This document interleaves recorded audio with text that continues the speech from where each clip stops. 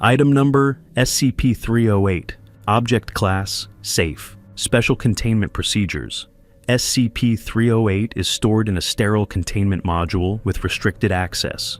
Personnel entering the room must observe Level 1 isolation protocol and will be remotely observed by security personnel for the duration of their visit.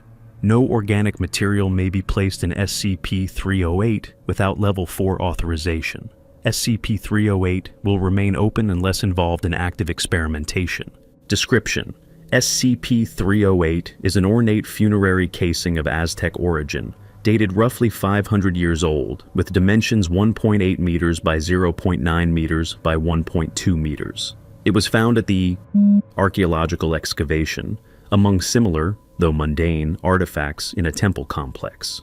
SCP-308 is covered in Nahuatl pictographs consistent with ceremonial practices of its time, though unusual in the care and expense devoted to them. Under normal conditions, the artifact is inert, but it exerts an animating effect on organisms when they are placed inside it. The effect was first observed in the original inhabitant of the coffin, data expunged.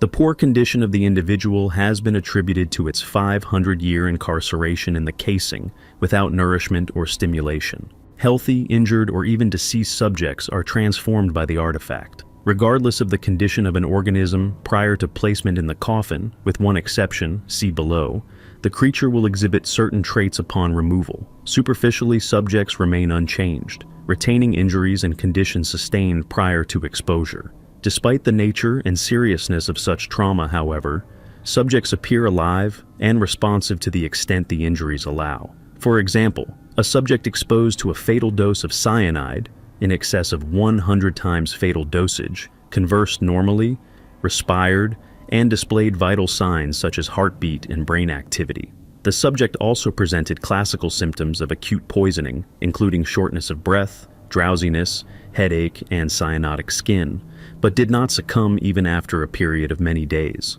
Another subject was pierced in several major arteries and exsanguinated before exposure to SCP-308. A subsequent examination revealed a heartbeat, but no discernible blood pressure, and the subject was conversant though conscious of great pain in the injured areas. For further experimental logs, see 308A, attached.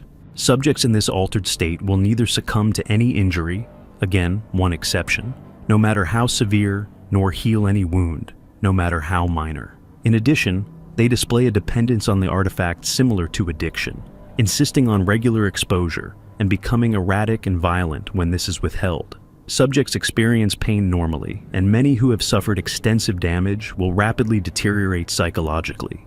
Progressive conditions such as cancer and infections continue to advance in subjects exposed to SCP-308, though instead of dying, they suffer from ever-escalating symptoms. The only thing that a subject requires to be affected by SCP-308 is the presence of a heart. Subjects with a wounded or diseased heart are animated, as are portions of organisms or tissues connected to a heart. Individuals with their hearts removed, or body portions without a heart, are unaffected by exposure to the artifact. Even an isolated heart placed in the container will resume beating at a normal rhythm. Subjects exposed to SCP-308 remain alive and essentially unkillable until their heart is destroyed, whereupon they succumb and decay normally. Because of the nature of SCP-308 and the apparent psychological effects it exerts on subjects, all exposed individuals must be isolated and terminated at the conclusion of testing. Temporary use of SCP-308 to debrief deceased personnel permitted by Level 4, or authorization only. Experimental Log 308A, excerpts. Subject, Canis lupus familiaris. Condition, healthy. Summary of results. Subject apparently normal. Showed typical pain reaction, but survived repeated laceration, evisceration, exsanguination, burns over 90% of body surface, multiple gunshots, electrocution, and lobotomy. Subject terminated by blunt impact trauma, destroying the heart. Subject, D43895. Condition, Stage 4 small lung cell carcinoma. Summary of results. Subject continued to worsen post-exposure. Regular breathing ceased 3 days after exposure due to extensive tumor growth, but subject retained consciousness. Tumor infiltrated renal system, leading to external growths approx. 13 centimeter in diameter in the area by 14 days. Secondary tumors occlude vision and infiltrate the brain by 19 days.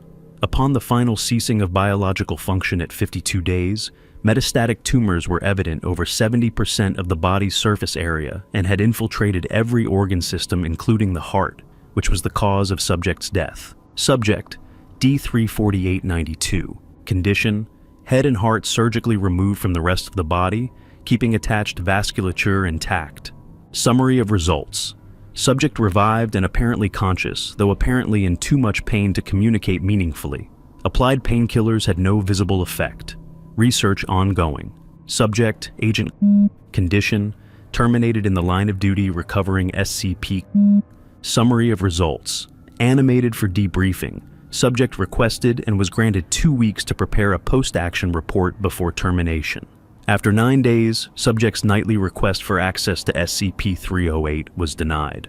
The following morning, subject escaped containment by murdering a technician and proceeded to SCP-308's containment area, where she was terminated by guards on station with a bullet to the heart. Subject, D34877. Condition, expired from myocardial infarction. Summary of results. Subject was recovered from the artifact inert with massive trauma to the chest, through which the heart had been expelled or ripped. The heart was beating regularly, but the subject's body showed no signs of life. Subject's medical background indicated that he had received a heart transplant 3 years prior.